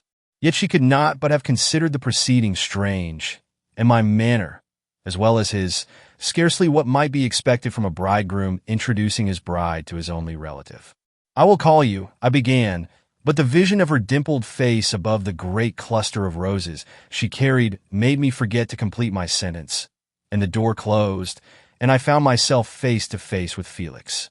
He was breathing easier, and his manner seemed more natural now that we were alone.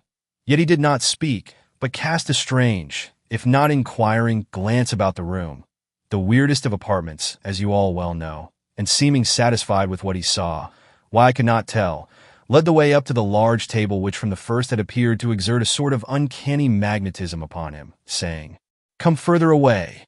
I need air, breathing place in this close room, and so must you. Besides, why should she hear what we have to say? She will know the worst soon enough. She seems a gentle-hearted woman. An angel," I began, but he stopped me with an imperious gesture. "We will not discuss your why, Mrs. Adams," he protested. "Where is John Poindexter?" "At the hotel," I rejoined. "Or possibly he has returned home. I no longer take account of his existence. Felix, I shall never leave my wife. I had rather prove recreant to the oath I took before I realized the worth of the woman whose happiness I vowed to destroy. This is what I have come to tell you. Make it easy for me, Felix. You are a man who has loved and suffered. Let us bury the past. Let us." And I hoped I could move him. Perhaps some such child's notion had influenced me up to this moment. But as these words left my lips, nay, before I had stumbled through them, I perceived by the set look of his features, which were as if cast in bronze, that I might falter, but that he was firm as ever, firmer, it seemed to me, and less easy to be entreated. Yet what of that? At the worst, what had I to fear?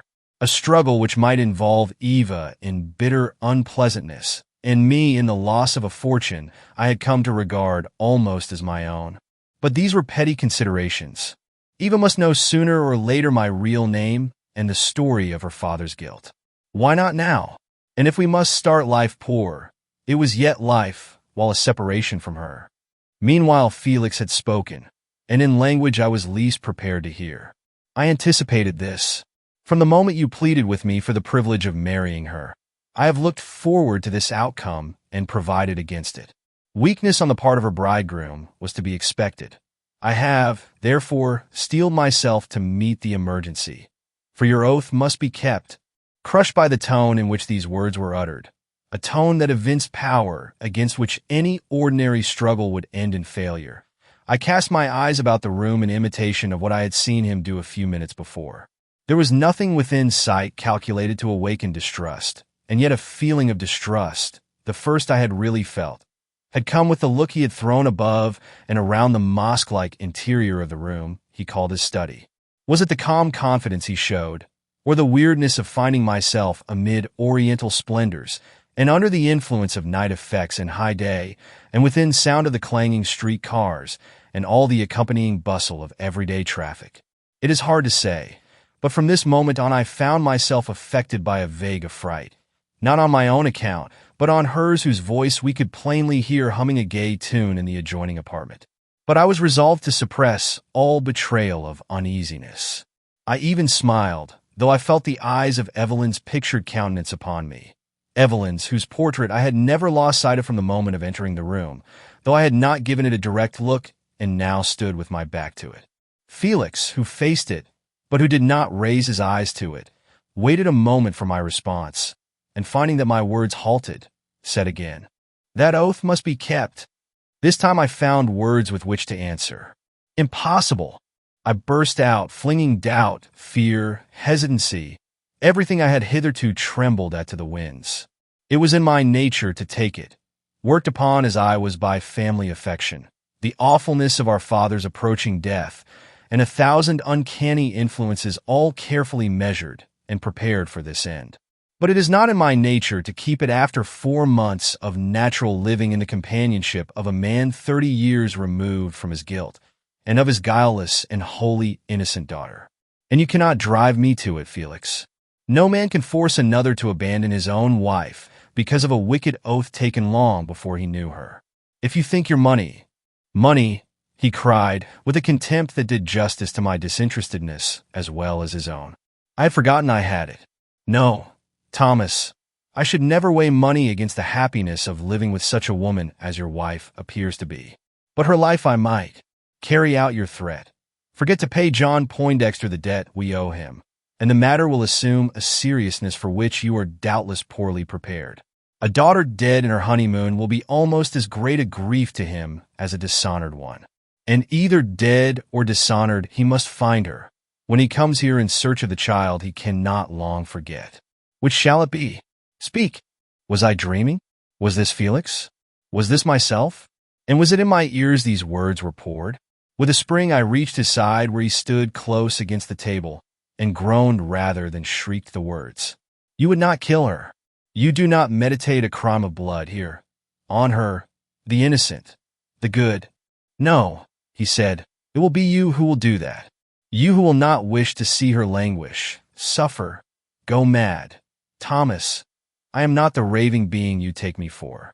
I am merely a keeper of oaths. Nay, I am more. I have talent, skill. The house in which you find yourself is proof of this. This room, see, it has no outlet save those windows, scarcely if at all perceptible to you, above our heads, and that opening shielded now by a simple curtain, but which in an instant, without my moving from this place, I can so hermetically seal that no man, save he be armed with crowbar and pickaxe, could enter here even if man could know of our imprisonment, in a house soon to be closed from top to bottom by my departing servant. May God protect us, fell from my lips as, stiff with horror, I let my eyes travel from his determined face, first to the windows high over my head, and then to the opening of the door, which, though but a few steps from where I stood, was as far as possible from the room into which my darling had been induced to enter. Felix, watching me, uttered his explanations as calmly as if the matter were one of everyday significance. You are looking for the windows, he remarked. They are behind those goblin faces you see outlined on the tapestries under the ceiling. As for the door, if you had looked to the left when you entered, you would have detected the edge of a huge steel plate hanging flush with the casing. This plate can be made to slide across that opening in an instant just by the touch of my hand on this button.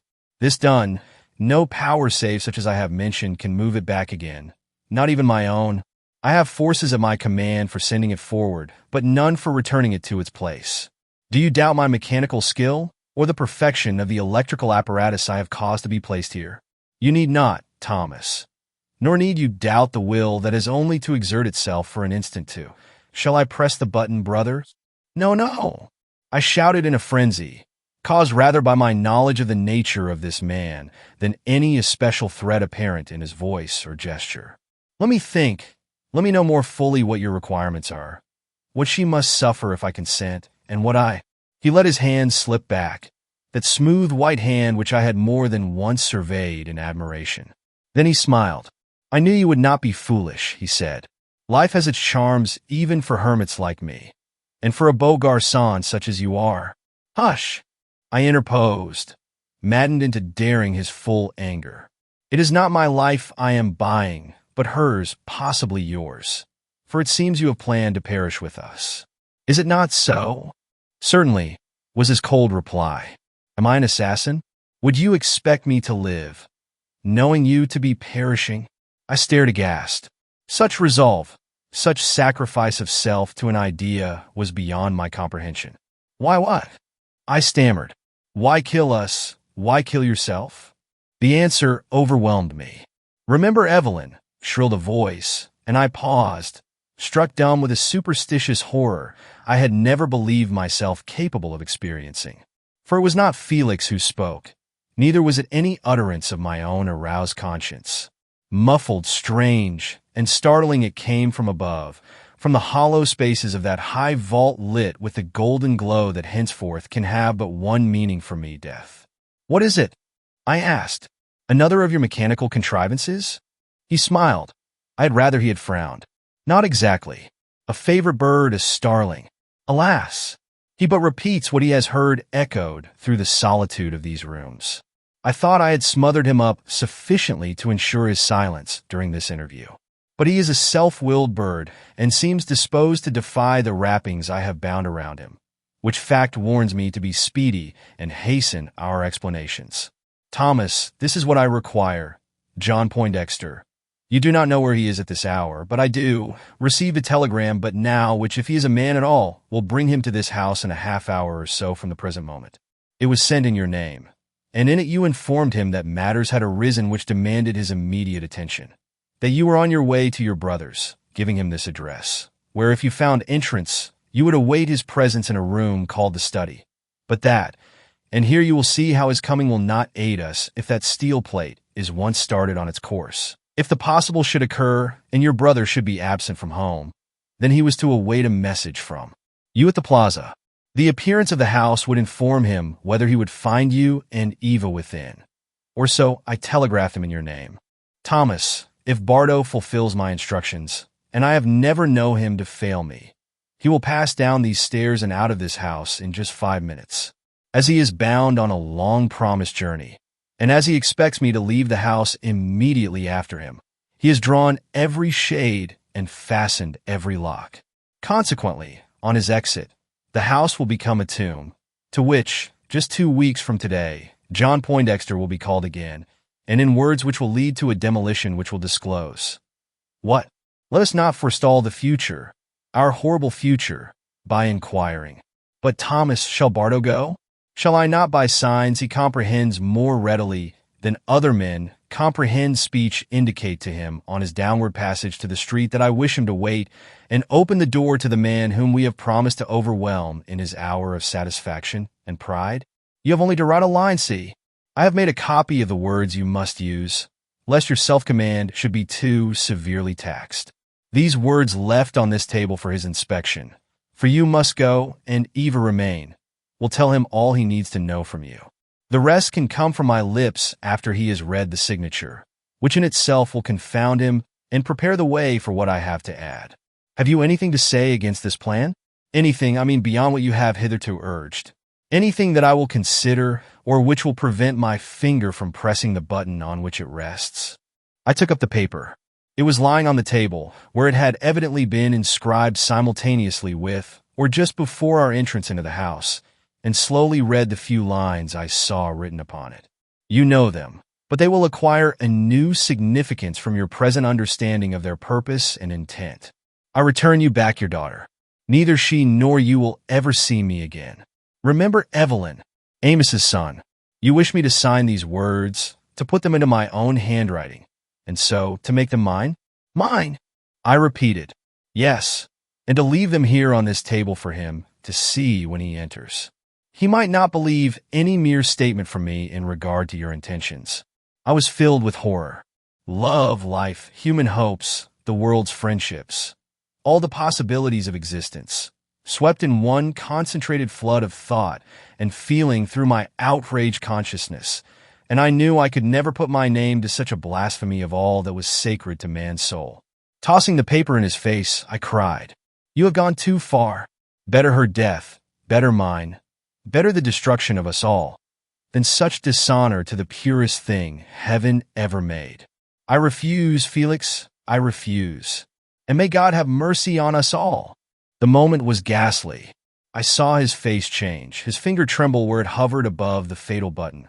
Saw, though only in imagination as yet, the steely edge of that deadly plate of steel advancing beyond the lintel, and was about to dare all in a sudden grapple with this man, when a sound from another direction caught my ear, and looking around in terror of the only intrusion we could fear, beheld Eva advancing from the room in which we had placed her. That moment a blood-red glow took the place of the sickly yellow which had hitherto filled every recess of this weird apartment. But I scarcely noticed the change, save as it affected her pallor, and gave to her cheeks the color that was lacking in the roses at her belt.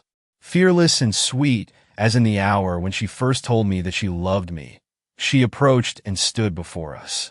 "What is this?" she cried. "I have heard words that sound more like the utterances of some horrid dream than the talk of men and brothers. What does it mean, Thomas? What does it mean, Mr. Cadwallader?" announced Felix, dropping his eyes from her face, but changing not a whit his features or posture. Cadwallader? The name was not to her what it was to her father. Cadwallader? I have heard that name in my father's house. It was Evelyn's name, the Evelyn whom you see painted there over your head, finished Felix, my sister, Thomas's sister, the girl whom your father. But I spare you, child though you be of a man who spared nothing. From your husband, you may learn why a Cadwallader can never find his happiness with a Poindexter. Why 30 or more years after that young girl's death, you who were not then born are given at this hour the choice between death and dishonor. I allow you just 5 minutes in which to listen. After that you will let me know your joint decision. Only you must make your talk where you stand. A step taken by either of you to right or left, and Thomas knows what will follow. 5 minutes, with such a justification to make, and such a decision to arrive at. I felt my head swim, my tongue refuse its office, and stood dumb and helpless before her till the sight of her dear eyes raised in speechless trust to mine flooded me with a sense of triumph amid all the ghastly terrors of the moment. And I broke out in a tumult of speech, in excuses, explanations, all that comes to one in a more than mortal crisis. She listened, catching my meaning rather from my looks than my words. Then, as the minutes fled and my brother raised a warning hand, she turned toward him and said, "You are in earnest? We must separate in shame or perish in this prison house with you." His answer was mere repetition, mechanical but firm. "You have said it. You have but 1 minute more, madam." She shrank, and all her powers seemed leaving her. Then a reaction came, and a flaming angel stood where, but a moment before, the most delicate of women weakly faltered, and giving me a look to see if I had the courage or the will to lift my hand against my own flesh and blood. Alas for us both! I did not understand her. Caught up an old Turkish dagger lying only too ready to her hand, and plunged it with one sideways thrust into his side, crying, "We cannot part, we cannot die. We are too young, too happy." It was sudden, the birth of purpose in her so unexpected and so rapid that Felix, the ready, who was prepared for all contingencies, for the least movement or suggestion of escape, faltered and pressed, not the fatal button, but his heart. One impulsive act on the part of a woman had overthrown all the fine-spun plans of the subtlest spirit that ever attempted to work its will in the face of God and man. But I did not think of this then. I did not even bestow a thought upon the narrowness of our escape, or the price which the darling of my heart might be called upon to pay for this supreme act of self-defense. My mind, my heart, my interest were with Felix, in whom the nearness of death had called up all that was strongest and most commanding in his strong and commanding spirit. Though struck to the heart, he had not fallen.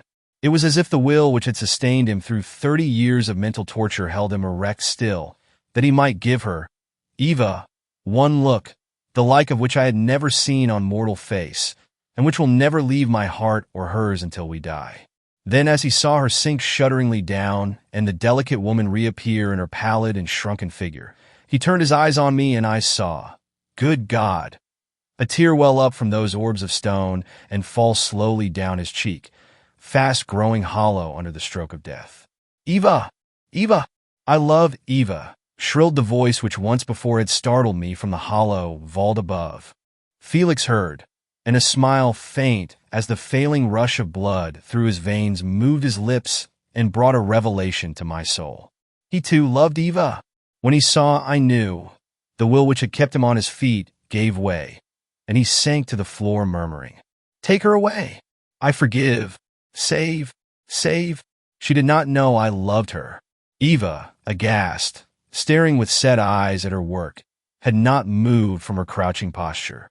But when she saw that speaking head fall back, the fine limbs settle into the repose of death, a shock went through her which I thought would never leave her reason unimpaired.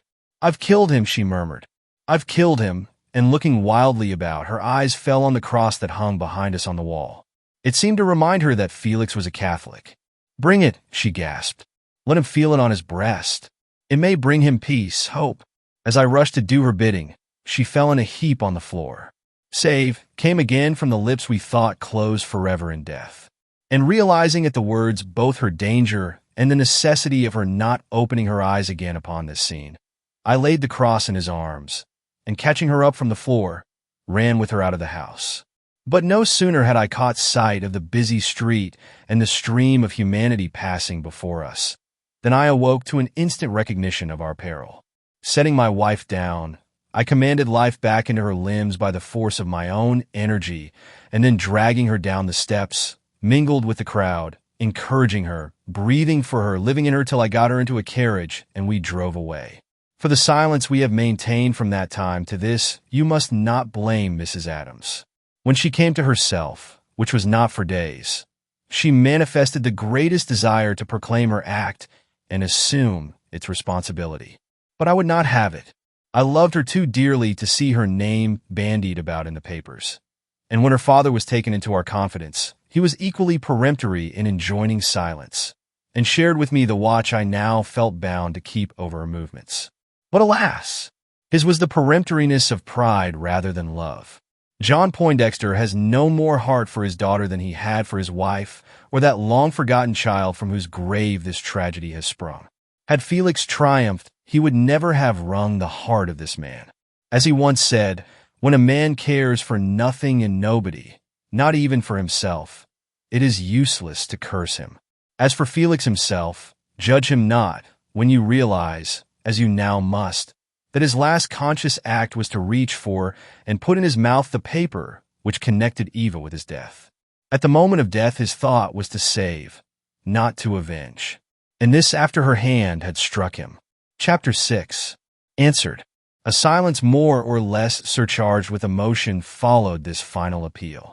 Then, while the various auditors of this remarkable history whispered together and Thomas Adams turned in love and anxiety toward his wife, the inspector handed back to Mr. Gryce the memorandum he had received from him.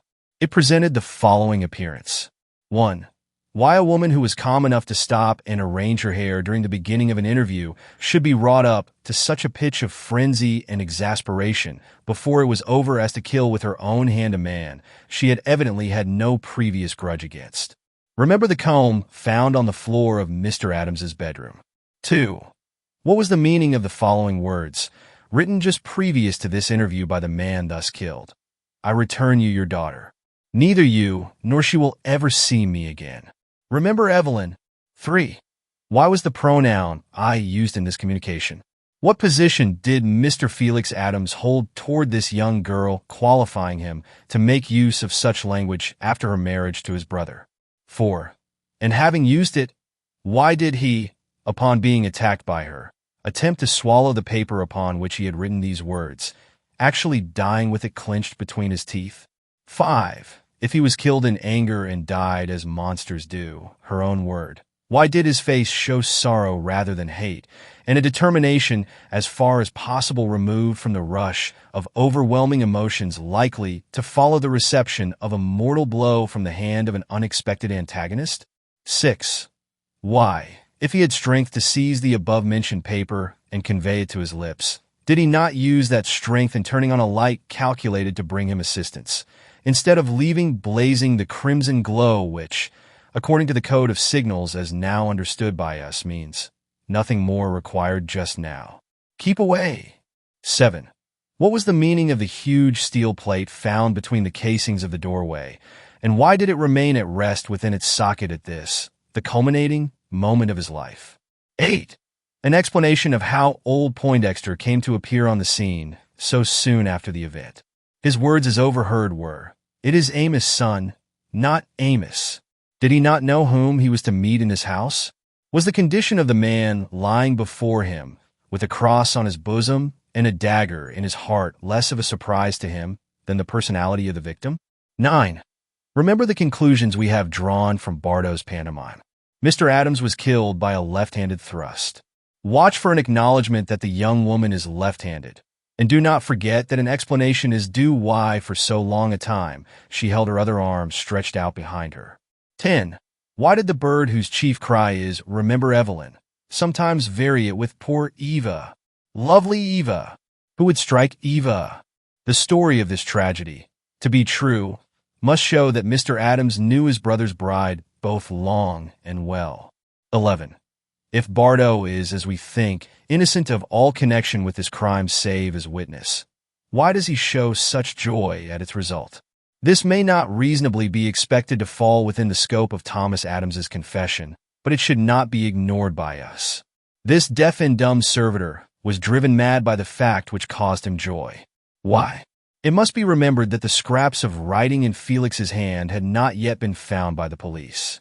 The allusions in them to Bardot show him to have been possessed by a jealousy which probably turned to delight when he saw his master smitten down by the object of that master's love and his own hatred.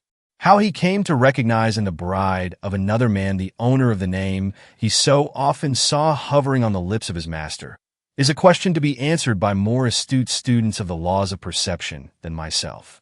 Probably he spent much of his time at the loophole on the stairway, studying his master till he understood his every gesture and expression. 12. Notice the following schedule. It has been drawn up after repeated experiments with Bardo and the various slides of the strange lamp which caused so many different lights to shine out in Mr. Adams's study. White light, water wanted. Green light, overcoat and hat to be brought. Blue light, put back books on shelves.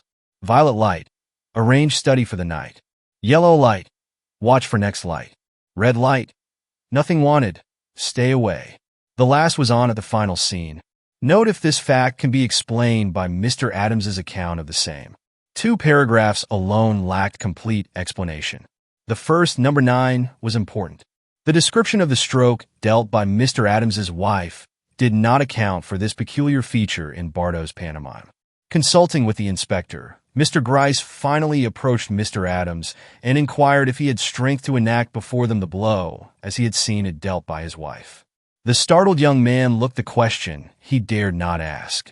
In common with others, he knew that Bardo had made some characteristic gestures in endeavoring to describe this crime, but he did not know what they were, as this especial bit of information had been carefully held back by the police.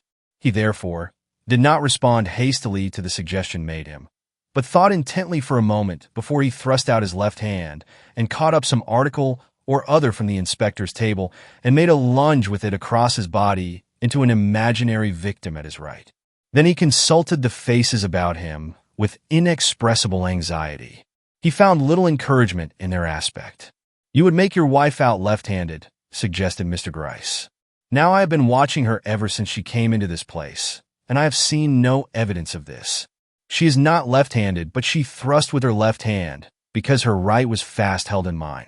I had seized her instinctively as she bounded forward for the weapon, and the convulsive clutch of our 2 hands was not loose till the horror of her act made her faint, and she fell away from me to the floor crying, 'Tear down the cross and lay it on your brother's breast.' I would at least see him die the death of a Christian." Mr. Gryce glanced at the inspector with an air of great relief.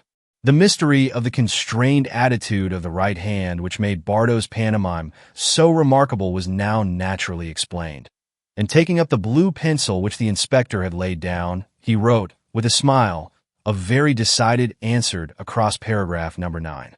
Chapter 7. Last words. A few minutes later Mr. Gryce was to be seen in the outer room, gazing curiously at the various persons there collected. He was seeking an answer to a question that was still disturbing his mind, and hoped to find it there.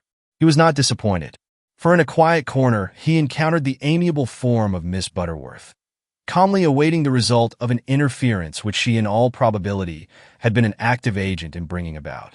He approached and smilingly accused her of this, but she disclaimed the fact with some heat. "I was simply there," she explained, "when the crisis came. When this young creature learned that her husband had left suddenly for New York in the company of 2 men, then, it became apparent to every one that a woman should be at her side who understood her case and the extremity in which she found herself. And I was that woman." "You are always that woman," he gallantly replied, "if by the phrase you mean being in the right place at the right time.